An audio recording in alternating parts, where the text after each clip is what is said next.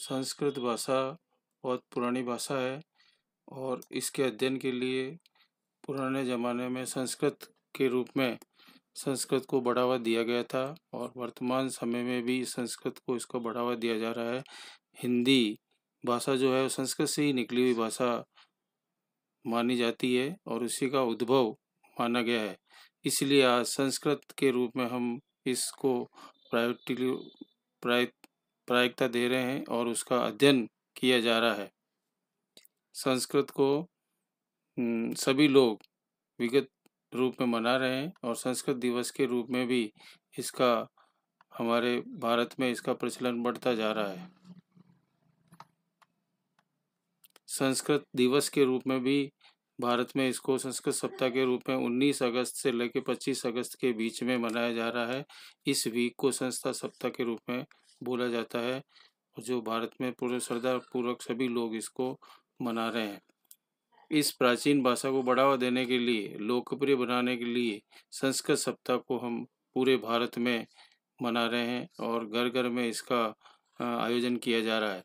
इस आयोजन की शुरुआत हमारे प्रधानमंत्री नरेंद्र भाई मोदी ने सभी को संस्कृत भाषा सीखने और बढ़ावा देने का आग्रह किया है, जिससे वेदों का अध्ययन किया जा सके और लोगों को समझाया जा सके।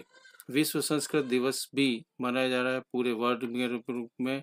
जो अमेरिका, ब्रिटेन के लोग भी इसको संस्कृत भाषा को सीखने का प्रयास किया जा रहा है। वेद पीठों की भी स्थापना की गई है और इसी कार्यक्रम की कड़ी में ये एक वार्षिक कार्यक्रम है जो प्राचीन भारतीय भाषा संस्कृत पर केंद्रित है और यह दिन संस्कृत के पुनरुद्धार, रख रखाव, बढ़ावा देने के उद्देश्य से हम मनाते आ रहे हैं।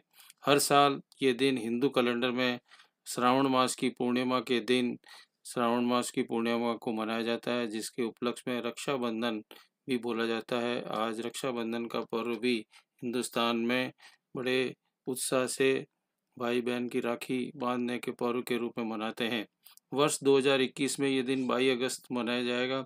संस्कृत संगठन संस्कृत भारती को इस दिन को बढ़ावा देने का काम सौंपा गया है, जिससे घर घर में इसका प्रचार प्रसार हो सके।